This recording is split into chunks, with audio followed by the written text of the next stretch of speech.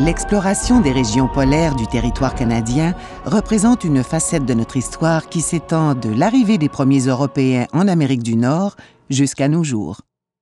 La principale motivation derrière les expéditions européennes lancées en direction de cette terra incognita était la recherche d'un passage entre les océans Atlantique et Pacifique.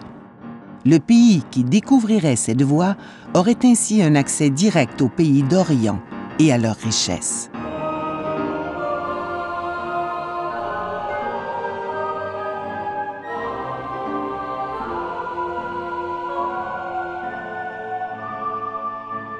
Raisons économiques, donc, mais aussi quête de prestige.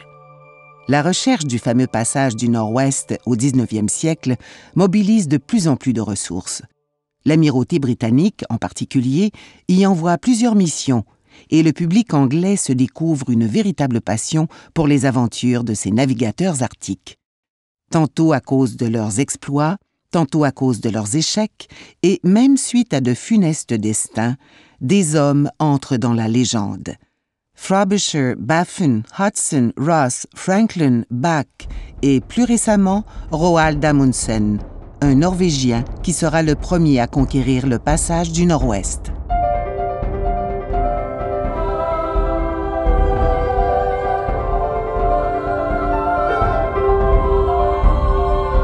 De plus, on ne peut manquer de détecter le lien entre les missions dans l'Arctique et le marché des fourrures dans l'Ouest canadien.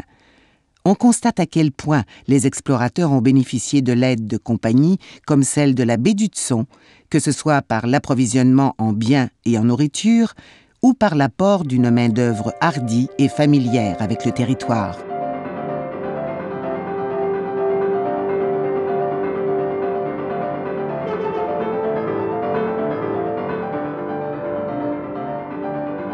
Bien que le passage du Nord-Ouest n'ait jamais jusqu'à maintenant accédé au rang de route commerciale maritime, les efforts déployés au cours des ans pour franchir cette route nordique ont permis notamment de dresser une cartographie détaillée de ces régions isolées du globe, d'en documenter la flore et la faune, d'en connaître les richesses naturelles, et aussi d'établir des contacts avec les peuplades qui, depuis longtemps, ont élu domicile dans ces régions hostiles et ont appris à y survivre.